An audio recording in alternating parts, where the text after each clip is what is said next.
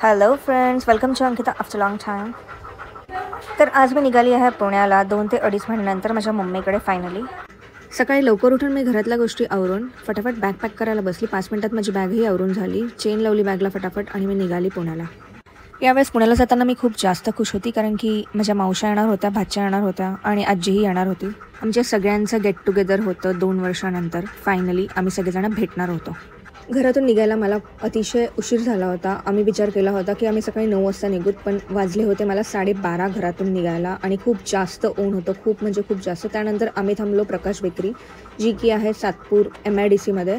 तर फटाफट मी तिथून खारी टोस्ट आणि फरसाण घेतला, बटर घेतलं. खूप अतिशय चांगली टेस्ट असते इथली, मला खूप जास्त आवडतं.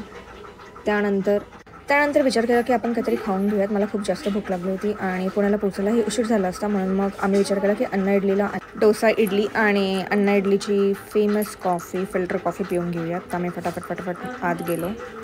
मला वाटलं होतं की रविवारचं खूप जास्त गर्दी असेल अण्णा इडलीला, पण तसं काही नव्हतं.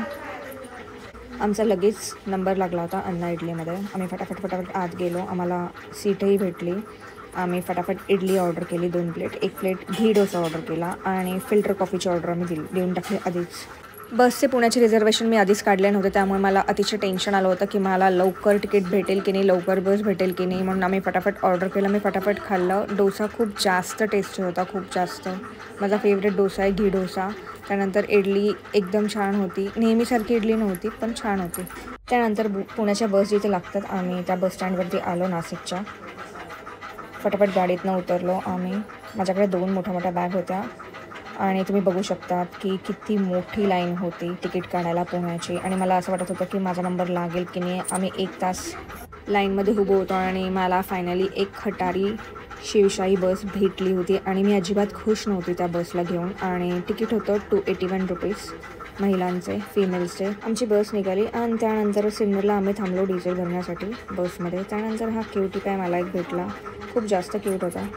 मग आमच्या दोघांची मस्ती सुरू झाली. टाईमपास, एंटरटेनमेंट मला एक बसमध्ये भेटला होता, तर खूप चांगला मस्ती करत होता तो. पेट्रोल डिझेल भरून झाले होते गाडीमध्ये, बसमध्ये. तर बस निघाली होती आमची सिन्नरवरनं. तर तुम्ही बसची कंडिशन ही बघू शकता. अतिशय अस्वच्छ अशी ही शिवशाही बस आहे. आतूनही घाण, बाहेरूनही घाण. माझ्याकडे दुसरा काही ऑप्शन नसल्यामुळे मला या बसमध्ये बसावे लागलं. त्यानंतर अचानक मला आठवले की कंडक्टरला मी दिले होते तिकीटचे 300 रुपये आणि 19 रुपये तो नंतर देव असं बोलला, पण तो त्याआधीच उतरून गेला. असे घडले माझ्यासोबत. त्यानंतर फाउंटेन हॉटेलला बस थांबली 2 ते 3 तासानंतर आणि मी तिथे फटाफट चहा घेतला आणि लेसचे एक पॅकेज. 15 ते 20 मिनटं अशी ही आमची बस थांबली होती फाउंटेन हॉटेलला. तर तुम्ही बघू शकतात की आमच्या बसची हालत किती जास्त गंभीर होती. तरीही मी या बसमध्ये चढली होती आणि मी प्रवास करत होती. आणि मी बसमध्ये खायला एक लेसचं पॅकेट घेतलं टाईमपास म्हणून. तुम्ही बघू शकतात की पाऊस नुसतं ये जा करत होता, म्हणून सगळीकडे चिखल झाले होते आणि त्यामुळे आमच्या बसमध्येही चिखल झाले खूप जास्त. हे बघा आमची बस आतून कशी होती, तुम्ही बघू शकता. तर आमची अशा प्रकारे 20 ते 25 मिनटानंतर बस निघाली आणि 5 तासाच्या प्रवासाला मला लागले 8 तास आणि मी खूप जास्त वैतागली होती, खूप म्हणजे खूप. तर माझा भाऊ बस स्टँडवरती आला होता स्वारगेटच्या. सांगितल्याप्रमाणे तो वेळेवर येऊन थांबला होता. आम्ही फटाफट एक उबेर बुक केली. मला असं झालं होतं मी कधी एकदा घरी पोहोचेल. मी खूप जास्त थकली होती आणि रात्रीचे 10 वाजले होते आणि मी बसमध्ये बसली होती 2 वाजता.